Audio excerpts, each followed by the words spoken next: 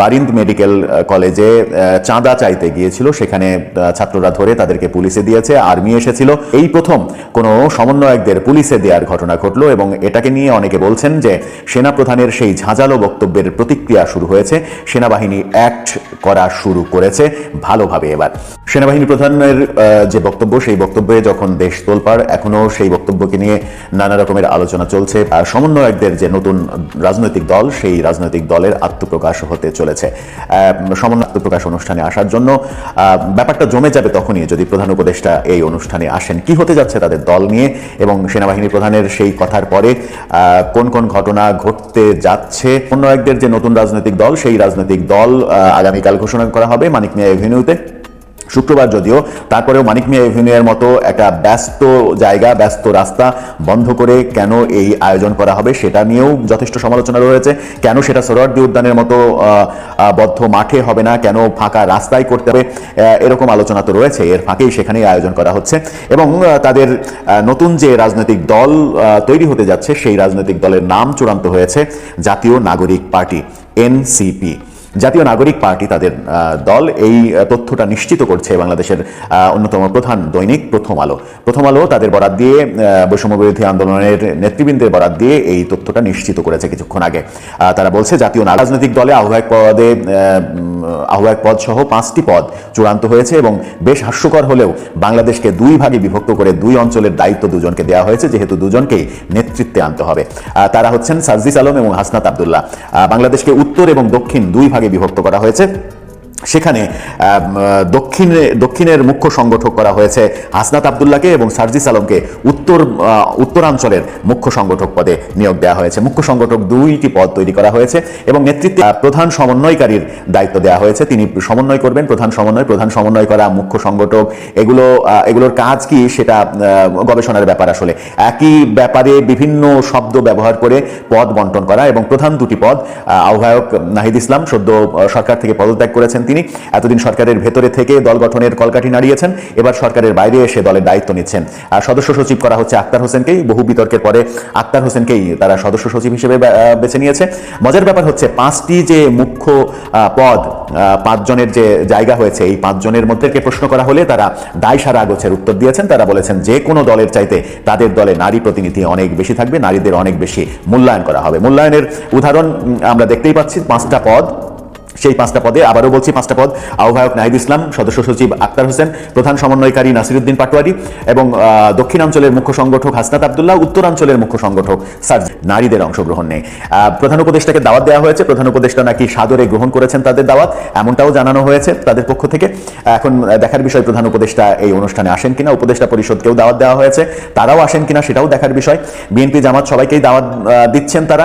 BNP জামাতের প্রতিনিধি হয়তো থাকবেন, বিএনপি আসে কিনা এটাও একটা বড় প্রশ্ন। বিএনপির প্রতিনিধি উপস্থিত হলে সেটা একটা নতুন অর্থ মিন করবে, আবার যদি উপস্থিত না হয় সেটাকেও ভিন্নভাবে ব্যাখ্যা করার স্কোপ থাকবে। এখন আমরা কালকে পর্যন্ত ওয়েট করব যে কালকে কারা উপস্থিত হচ্ছেন অতিথি হিসেবে। সেটা যখন চলছে, তারা যখন এরকম প্রস্তুতি নিচ্ছে, তখন দেশে আইন শৃঙ্খলা পরিস্থিতির চরম অবনতি এবং আজকে ঢাকা বিশ্ববিদ্যালয়ে তাদেরই যে বৈষম্য বিরোধী ছাত্র আন্দোলন থেকে যে নতুন ছাত্র সংগঠন তৈরি হয়েছে, গতকালকে মারামারি হয়েছে, ব্যাপক মারামারি হয়েছে গতকালকে। আমরা আমাদের ভিডিওতে কম বলেছিলাম, কিন্তু সেটা আসলে ব্যাপক আকারে মারা হয়েছে এবং সেই ঘটনার জন্য আজকে বাকের কাদের, যারা এই নতুন ছাত্র সংগঠনের নেতা, তারা আজকে ক্ষমা চেয়েছে, বেসরকারি বিশ্ববিদ্যালয়ের ছাত্রদের কাছে ক্ষমা চেয়েছে।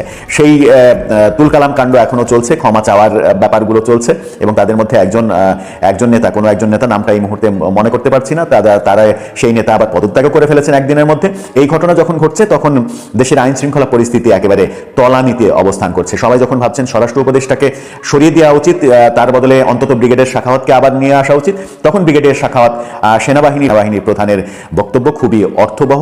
তিনি না জেনে না বুঝে অর্থহীন কোনো কথা বলেননি। অর্থাৎ ব্রিগেডিয়ার শাখাওয়াত পরোক্ষভাবে সেনাপ্রধানের যে হুঙ্কার, যে হুমকি, সেনাপ্রধানের যে সাবধানবাণী, সেটাকে গ্রহণ করে নিলেন। তার মানে ব্রিগেডিয়ার শাখাওয়াতও বুঝছেন যে সরকার আসলে কাজ করছে না।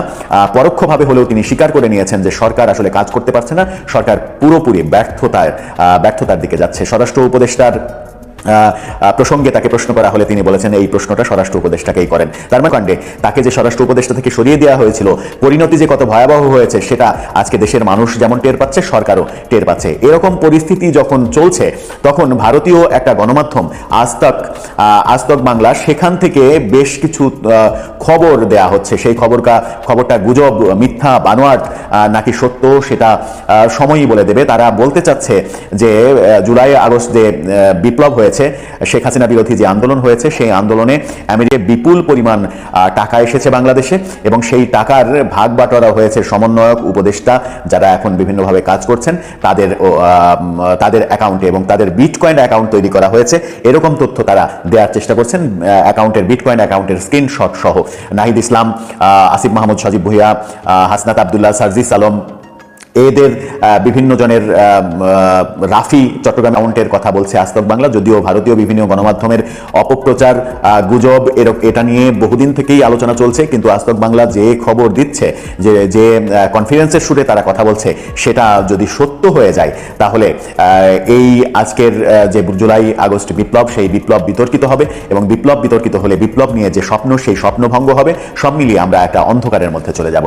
আমরা প্রত্যাশা করব যে তাদের দেয়া খবরটা গুজব হোক, গুঞ্জন মানে অপপ্রচার হোক, যেন সত্যের বিন্দু মাত্র ওর মধ্যে না থাকে, যেন বাংলাদেশ পরিস্থিতি থেকে পরিত্রাণ পায়। ছাত্র সমন্বয়কদের মধ্যে নিজেদের মধ্যে আবারও নতুন করে মারামারির ঘটনা ঘটলো আজকে। সেই ঘটনা আমরা দেখলাম ঢাকা বিশ্ববিদ্যালয়ের মধুর ক্যান্টিনে। সেখানে ঢাকা বিশ্ববিদ্যালয়ের ছাত্রদের সাথে বেসরকারি বিশ্ববিদ্যালয়ের ছাত্রদের এক ধরনের মারামারির ঘটনা, এক ধরনের ধস্তাধস্তির ঘটনা ঘটলো এবং নতুন ছাত্রদের যে নতুন ছাত্র সংগঠন, সেই ছাত্র সংগঠনের আত্মপ্রকাশের অনুষ্ঠানে এই ঘটনা ঘটলো, আত্মপ্রামারির ঘটনাটা ঘটলো। কি ঘটলো সেখানে? দেশের বর্তমান পরিস্থিতির সঙ্গে ছাত্র সমন্বয়করাও তালগোল পাকিয়ে ফেলছেন কিনা? সম্মেলনটা ছিল ছাত্রদের বৈষম্য বিরোধী ছাত্র আন্দোলন ভেঙে নতুন ছাত্র সংগঠনের আত্মপ্রকাশের ঘোষণা এবং নতুন ছাত্র সংগঠনের নাম ঘোষণা। সেখানেই ঢাকা বিশ্ববিদ্যালয়ের ছাত্রদের সঙ্গে বেসরকারি বিশ্ববিদ্যালয়ের ছাত্রদের হাতাহাতি, ধস্তাধস্তির ঘটনা ঘটে। বেসরকারি বিশ্ববিদ্যালয়ের ছাত্ররা বৈষম্য বিরোধী আন্দোলনে জুলাই আগস্ট অভ্যুত্থানের সময় অনেক বড় ভূমিকা পালন করেছে, কিন্তু তাদেরকে কোথাও কোনো জায়গায় দাম দেওয়া হয়নি, কোনো জায়গায় তাদেরকে সুযোগ দেওয়া হয়নি। সেই দলেও কোনো পদে বেসরকারি বিশ্ববিদ্যালয়ের ছাত্রীদের কোনো প্রতিনিধিত্ব নেই। সেই জন্য তারা খেপেছে এবং সেই খেপার ফলে যেটা হয়েছে, আজকে খুবই হট্টগোল হয়েছে, ধস্তাধস্তি হয়েছে, ধাক্কাধাক্কি হয়েছে। একজন ছাত্রের পোশাক আশাক সব ছিঁড়ে ফেলা হয়েছে, এরকম ভিডিও আমরা দেখেছি। যে সংগঠনের আত্মপ্রকাশের জন্য এই সংবাদ সম্মেলন করা হয়েছে, সেই সংগঠনের নাম প্রকাশ করা হয়েছে। তার নাম হচ্ছে বাংলাদেশ গণতান্ত্রিক ছাত্র সংসদ। বাংলাদেশ গণতান্ত্রিক ছাত্র সংসদ বৈষম্য বিরোধী ছাত্র আন্দোলন ভেঙে এই নামের একটা ছাত্র সংগঠনের জন্ম হলো আজকে। কিন্তু সেটা জন্ম হতে গিয়ে এই মারামারির ঘটনাটা ঘটলো, জামাকাপড় ছেঁড়াছেড়ির ঘটনাটা ঘটলো। বেসরকারি বিশ্ববিদ্যালয়ের ছাত্রদের দাবি, তাদের কৃতিত্বপূর্ণ অবদানের সমন্বয়করা তাদের অবমূল্যায়ন করেছে। যারই ধারাবাহিকতায় বৈষম্য বিরোধী ছাত্র আন্দোলন ভেঙে তাদের নেতৃত্বের দ্বন্দ্বের কারণে নতুন যে ছাত্র সংগঠনের জন্ম হচ্ছে বাংলাদেশ গণতান্ত্রিক ছাত্র সংসদ, সেই সংগঠনেও বেসরকারি বিশ্ববিদ্যালয়ের ছাত্রদের কোনো প্রতিনিধিত্ব নেই। বাংলাদেশের আইন শৃঙ্খলা পরিস্থিতি যখন একেবারে নিম্নগামী, যখন সরকার অস্থিরতার মধ্যে বাস করছে, যখন সেনাপ্রধান গতকালকে রীতিমতো বোমা ফাটিয়েছেন, ছাত্র সমন্বয়কদের সতর্ক করে দিয়েছেন, সাবধান করে দিয়েছেন, সরকারকে সাবধান করে দিয়েছেন, মব জাস্টিস আর করা যাবে না, করলে পরিণতি ভালো হবে না, এই কথা বলেছেন। সারা দেশে মবের রাজত্ব যেভাবে তৈরি করা হয়েছে, যার কারণেই আইন শৃঙ্খলা পরিস্থিতির অবনতি ঘটেছে, এই কথা সেনাপ্রধান নিজেদের মধ্যে অন্তর্দ্বন্দ্ব, নিজেদের মধ্যে কোন্দল, তাদেরকে কোন পর্যায়ে নিয়ে যাবে। যখন আবার শোনা যাচ্ছে তাদের মূল যে দল, নতুন রাজনৈতিক দল, সেটা ঘোষণা করা হবে একদিন পরেই 28 তারিখে, সেখানেও কোন্দল এবং মারামারির ঘটনা ঘটতে পারে বলে আশঙ্কা করা হচ্ছে, কারণ সেখানে নেতৃত্বের দ্বন্দ্ব রয়েছে।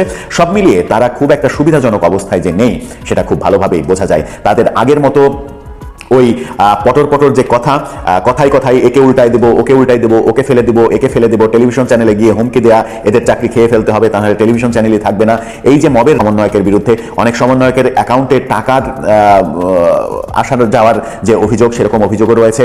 সমন্বয়কদের গাড়ি ব্যবহার নিয়ে অভিযোগ রয়েছে, নতুন নতুন দামি দামি গাড়ি, কোটি কোটি টাকার দামের গাড়ি কোথায় তারা পাচ্ছেন, কিভাবে চড়ছেন, এই প্রসঙ্গ রয়েছে। ঠিক সেই মুহূর্তে নিজেদের মধ্যে অন্তর্কন্দল, তাদের